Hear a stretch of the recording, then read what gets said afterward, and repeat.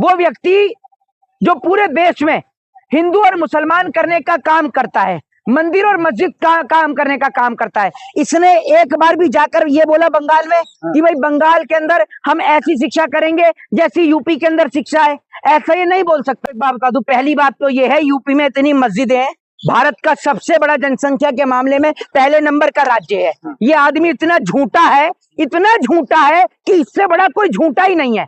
ये आदमी योगी आदित्यनाथ, कौन है? योगी आदित्यनाथ, उसकी बात हो रही है। ये इतना झूठा आदमी है कि इससे पूछो कि जिस मैनिफेस्टो के दम पर तू चुनाव लड़कर आया, वो मैनिफेस्टो तूने पूरा किया? इसके प्रदेश में महिला सुरक्षित नहीं है। इसके प्रदेश की स्थिति इतनी खराब है कि क्राइम रेट सबसे ज्यादा है। आज ये कहते हैं ना कि यूपी में क्राइम नहीं है, क्रिमिनल इनकी पार्टी में आ गए। आज जो महिलाओं के लिए बिल लेकर आ रहे हैं, जब देश में बेटी बचेगी तभी तो बेटी विधानसभा या लोकसभा में बैठेगी।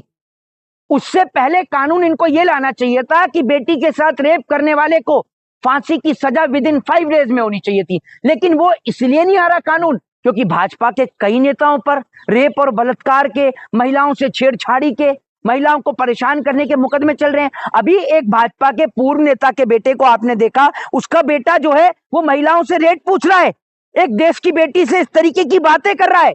आप सोचकर देखिए, ये ऐसे लोग हैं जो ये लोग मुद्दे जो लेके आते हैं ना मुसलमान के, ये हिंदू मुसलमान इसलिए करते हैं ताकि लोगों का असली मुद्दों से ध्यान हट सके। असल में बेटियों को बचाने की जरूरत किसी और से नहीं, सिर्फ भाजपा के नेताओं से, भारतीय जनता पार्टी के लोगों से है। वो कह रहे हैं आखिरी मौका है, बंगाल बांग्लादेश बनते जा रहा है, हिंदुओं को जगा लो, बचा लो। नहीं, बांग्लादेश अगर इतना ही बुरा है तो तुम्हारे फूफा जी रह रहे थे वहां पर, जिनको तुमने डीजल दिया है। काय को देते हो बांग्लादेश को डीजल? ये लोकसभा स्पीकर ओम बिरला इसलिए गए बांग्लादेश? बताइए ना, मोदी जी ने क्यों दी बांग्लादेशियों को बधाई फोन पर? और बड़ी बात ये, अगर बांग्लादेशी देश में घुस रहे हैं तो हमारे देश की सरकार क्या कर रही है? मोदी जी का काम सिर्फ विदेश घूमने का है और गृह मंत्री का काम हिंदू मुसलमान करने का है। बॉर्डर पर कौन खड़ा होता है? बीएसएफ, बॉर्डर सिक्योरिटी फोर्स, वो खड़ी होती है। बीएसएफ किसके अंडर आती है? बीएसएफ सेंट्रल गवर्नमेंट के अंडर आती है, एचएम के अंडर आती है, रक्षा मंत्रालय के अंडर आती है। तो क्या कर रहे हैं बताइए आप मुझे? अरे चुन चुन के घुसपैठियों को निकालेंगे। तो अब तक क्यों नहीं निकाला? आपकी सरकार है 14 से 26 तक, बताइए कितने घुसपैठिए पकड़ लिए? कितने घुसपैठिए पकड़े? अरे बंगाल में दीदी तो है, दीदी करने नहीं दे रही है, करने नहीं दे रही है। ऐसे ही आप ये कह रहे थे बिहार में तो आपकी डबल इंजन की सरकार थी, बिहार में कितने पकड़े? एसआईआर भी करा लिया, कितने पकड़े बताइए ना? और डेटा निकाल कर पढ़ लीजिएगा, अनपढ़ जाहिल गवार लोग नहीं है तो पढ़ लीजिएगा, और नहीं पढ़ा और पढ़ रखा है तो बता दीजिए मुझे, पढ़ा है आपने डेटा? बताइए 2014 में कितने लोगों को बाहर निकाला था मोदी जी ने? बताइए कितने लोगों को निकाला था? मैं आपसे पूछ रहा हूँ, आपने पढ़ा हो तो बताइए। आपने नहीं पढ़ा, मैं बताता हूँ, देश की जनता भी पढ़ ले इस बात को। जब इससे पहले मनमोहन सिंह की सरकार थी तो मनमोहन सिंह की सरकार में सबसे ज्यादा बांग्लादेशियों को भेजा गया, और जब इनकी सरकार आई तो सबसे कम बांग्लादेशियों को। एक वक्त ऐसा आ गया था एक साल में, जिसका शायद मेरे ख्याल से 18 या 19 का साल है, जिसमें सिर्फ महज 80 बांग्लादेशियों को भेजा गया था। जबकि मनमोहन सिंह सरकार में कभी 10,000, कभी 15,000, कभी 20,000 ऐसे बांग्लादेशियों को भेजा गया। आप बताइए ना, आपने तो, और आपकी सरकार में तो बांग्लादेशी पकड़े ही नहीं जा रहे। इस बार बंगाल में एकदम भगवामय होने दीजिए और देखिएगा आंकड़ा कितना बढ़ेगा घुसपैठियों का। है निकालने का नहीं, क्या बढ़ेगा? क्या बढ़ेगा? पश्चिम बंगाल को भगवामय होने दीजिए, फिर देखिएगा आंकड़ा किस तरीके से घुसपैठियों का बढ़ेगा, निकाला जाएगा। ये जो आंकड़े का पानी आपकी आंख में अटका हुआ है ना, जिस आंकड़े के पानी की वजह से हर जगह आपको वही दिखाई देता है, योगी मोदी रात को बिस्तर पे सोते सोते इनकी स्थिति वो है कि कहीं ये शादी तो आपकी हुई नहीं है, लगता ही है, कहीं ऐसा ना हो कहीं ये भी ऐसे ही रह जाए। मैं आपको बता दूं, अभी एक गुजरात का व्यक्ति, बीजेपी का नेता, वो ये कह रहा है कि राहुल गांधी महिलाओं की इज्जत इसलिए नहीं करते क्योंकि वो जो है शादीशुदा नहीं है। उनसे कोई पूछे कि योगी जी की शादी हो गई क्या, और मोदी जी का क्या है, महिला बिल लेकर आ रहे हैं, और बहन जसोदा के लिए कौन सा बिल आएगा ये आज तक नहीं पता चला। वो भी तो पता चले कि बहन जसोदा के लिए कौन सा बिल आ रहा है, बताइए, या खाली बिजली का बिल आता रहेगा? जय हिंद, जय संविधान। भैया एक सवाल, मोदी जी झालमुड़ी खा रहे हैं बंगाल में। हाँ, तो झालमुड़ी, एक बात आप मुझे बताइए, पहली बात तो ये है कि उस झालमुड़ी वाले बंदे ने क्या बोला, वो देखकर भी मोदी जी नहीं सीखे। वो बोला, उससे मोदी जी ने पूछा कहाँ से हो तुम, तो बताया हम बिहार से हैं। तो आप सोच कर देखिए कि जिस बिहार वो आदमी अपना रोजगार बंगाल में कर रहा है, यानी बंगाल सुरक्षित जगह है, बंगाल अच्छी जगह है, इसीलिए तो बिहार को छोड़कर बंगाल में आए। तो मोदी जी आपको ये बात समझनी चाहिए। पूछिएगा कि जिस यूसुफ भाई के साथ आप गाड़ी में घूम रहे थे और जिस लुलु मॉल का आप उद्घाटन कर रहे थे, वो कौन से सनातनी का था, कौन से हिंदू का था?